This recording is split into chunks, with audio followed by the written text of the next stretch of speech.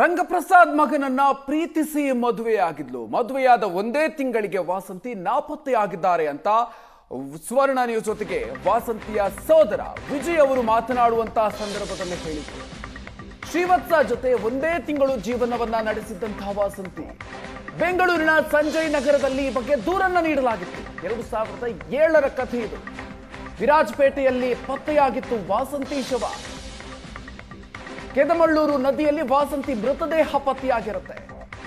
ಈ ವಿಚಾರವನ್ನು ಕೂಡ ವಾಸಂತಿಯವರ ಸಹೋದರ ವಿಜಯ್ ಅವರು ಏಷ್ಯಾನೆಟ್ ಸುವರ್ಣ ನ್ಯೂಸ್ ಜೊತೆಗೆ ಮಾತನಾಡುವಂತಹ ಸಂದರ್ಭದಲ್ಲಿ ಹೇಳಿದ್ದಾರೆ.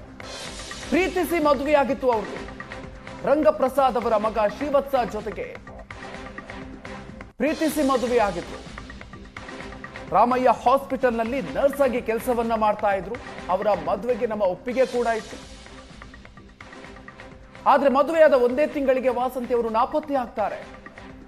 ಶ್ರೀವತ್ಸ ಜೊತೆಗೆ ಒಂದೇ ತಿಂಗಳು ಜೀವನವನ್ನ ನಡೆಸಿದ್ರು ವಾಸಂತಿ ಅವರು. ಬೆಂಗಳೂರಿನ ಸಂಜಯ್ ನಗರದಲ್ಲಿ ದೂರನ್ನು ಕೂಡ ನೀಡಲಾಗಿತ್ತು ನಾಪತ್ತೆಗೆ ಸಂಬಂಧಪಟ್ಟಂತೆ. ಆದ್ರೆ ಅದಾದ ನಂತರ ವಿರಾಜಪೇಟೆಯಲ್ಲಿ ವಾಸಂತಿ ಶವ ಪತ್ತೆಯಾಗಿತ್ತು. ಕೆದಮಳ್ಳೂರು ನದಿಯಲ್ಲಿ ವಾಸಂತಿ ಅವರ ಮೃತದೇಹ ಪತ್ತೆಯಾಗಿತ್ತು ಅನ್ನುವಂಥ ವಿಚಾರವನ್ನ ಸುವರ್ಣ ನ್ಯೂಸ್ ಜೊತೆಗೆ ಮಾತನಾಡುವಂತಹ ಸಂದರ್ಭದಲ್ಲಿ ವಾಸಂತಿ ಅವರ ಸೋದರ ವಿಜಯ್ ಸ್ಟೇಟ್ಮೆಂಟ್ ಅನ್ನು ಕೊಟ್ಟಿದ್ದಾರೆ.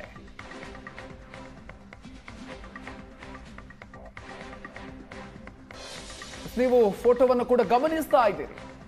ವಾಸಂತಿ ಅವರ ಮದುವೆ ಇನ್ವಿಟೇಷನ್ ಕಾರ್ಡ್ ಅನ್ನು ಕೂಡ ಅವರು ಕೊಟ್ಟಿದ್ದಾರೆ. ಅದನ್ನು ಕೂಡ ನೀವು ಗಮನಿಸಬಹುದು.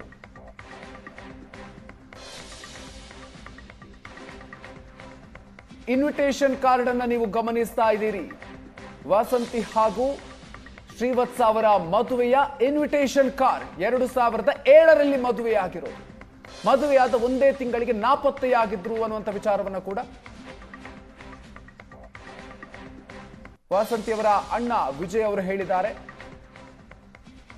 ವಾಸಂತಿಯವರಿಗೆ ಮತ್ತೊಂದು ಹೆಸರಿತ್ತು, ಸರಿತಾ ಅಂತ. ಅದನ್ನು ಕೂಡ ಇನ್ವಿಟೇಷನ್ ಕಾರ್ಡ್ ಅಲ್ಲಿ ನೀವು ಗಮನಿಸಬಹುದು.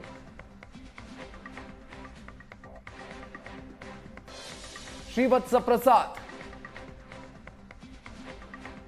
ಹಾಗೂ ವಾಸಂತಿ, ಸರಿತಾ ಅನ್ನುವಂಥ ಹೆಸರು ಅವರನ್ನ ಮನೆಯಲ್ಲಿ ಕರೀತಾ ಇದ್ದಂತ ಹೆಸರು.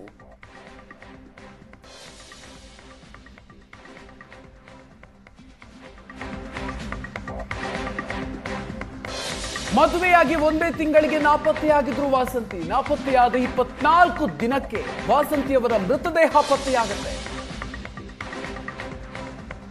ಈ ವಿಚಾರವನ್ನು ಅವರ ಸೋದರನೇ ಹೇಳ್ಕೊಂಡಿರೋದು. ವಾಸಂತಿ ನನ್ನ ತಂಗಿ ಸುಜಾತ ಮಗಳಾಗೋದಕ್ಕೆ ಹೇಗ್ ಸಾಧ್ಯ?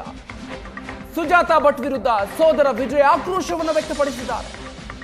ನಾವು ಸುಜಾತ ಭಟ್ರನ್ನ ಈ ಹಿಂದೆ ನೋಡೇ ಇಲ್ಲ. ಸುವರ್ಣ ನ್ಯೂಸ್ನಿಂದಾಗಿಯೇ ಗೊತ್ತಾಯ್ತು ಸುಜಾತಾಳ ಈ ಷಡ್ಯಂತ್ರ. ಫೋಟೋ ಎಡಿಟ್ ಮಾಡಿ ವಾಸಂತಿಗೆ ಬೊಟ್ಟನ್ನಿಟ್ಟಿದ್ದಾರೆ.